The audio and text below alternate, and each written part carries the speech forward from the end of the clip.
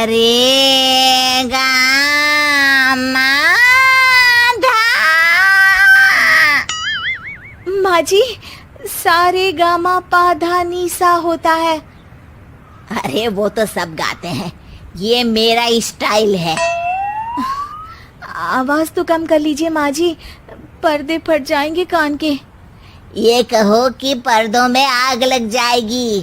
देखना, मेरी आवाज सुन के जज आग लगा देगी, आग लगा देगी, तू तो आग लगा देगी, ऐसा बोलेंगे। सरिता वहां से परेशान होकर चली जाती है और सास रियाज जारी रखती है। सारे गाओ, सारे नाचो। तभी बाबूजी दुकान से लौटते हैं। अरे देव की, क्यों तानसेन बनी हुई है? कान से खून निकालोगी क्या? अरे क्या हुआ, रियाज तो करने दो मुझे। इसको रियाज बोलते हैं? ऐसा लग रहा है जैसे घोड़े हिना रहा है।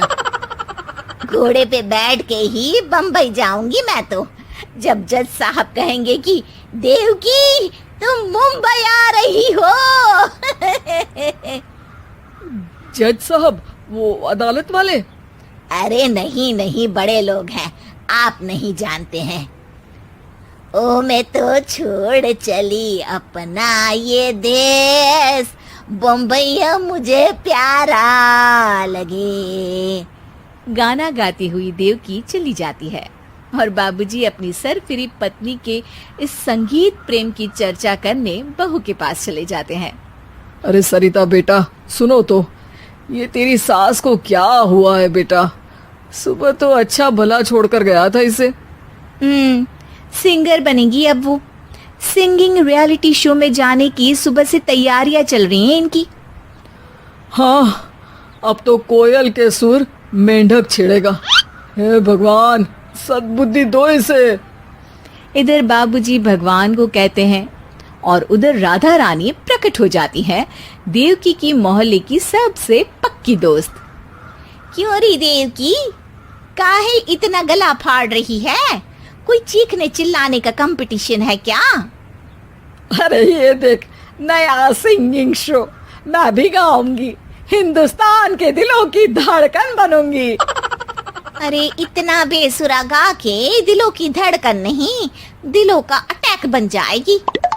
इससे तो अच्छा है कि नाच ही ले। वैसे भी दिन भर मोहल्ले में नाचती तो रहती है तू, कभी इसके घर कभी उसके घर।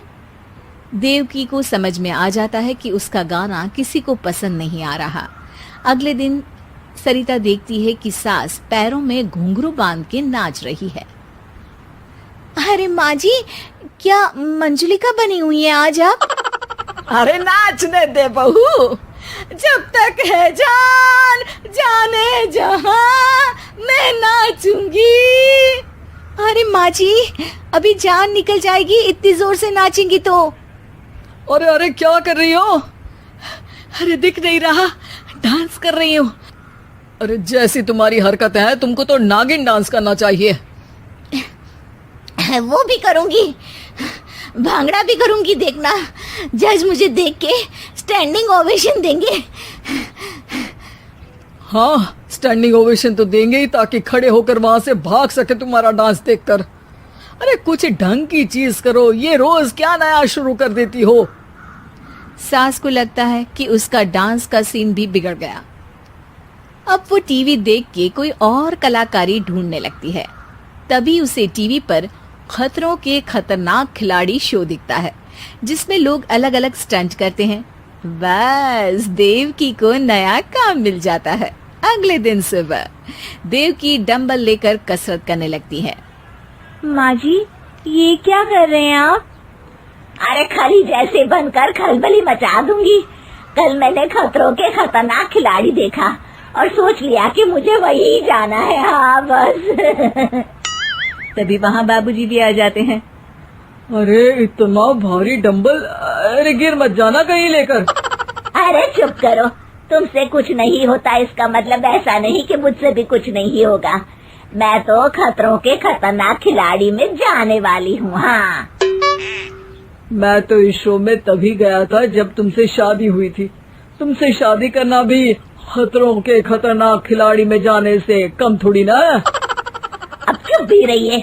अरे बहू, वो भारी वाला डंबल उठा कर ला तो। अरे ना माँ जी, आप संभाल नहीं पाओगी। अरे मैंने टीवी में देखा था, एक आदमी कार उठा लेता है, इतना तो मैं उठा ही सकती हूँ ना। बहू घबराते हुए भारी वाले डंबल माँ के हाथ में दे देती है। जैसे ही माँ दोनों हाथ ऊपर करती है, पूरे शरीर का बैलेंस बिगड़ जाता है और वो पीछे की तरफ गिर जाती है। डंबल जाकर टीवी में लगता है और टीवी फूट जाती है। माँ जी, उठिए माँ जी। बाबूजी बहुत तेज हंसने लगते हैं। बाबा बाबा, टीवी और बीवी दो टेंशन थे मेरे, आज एक कम हो ही गया। बहू भी सास को उठाते उठाते इस बात पर ताली बजाकर हंसने लगती है और देवकी फिर से गिर जाती है।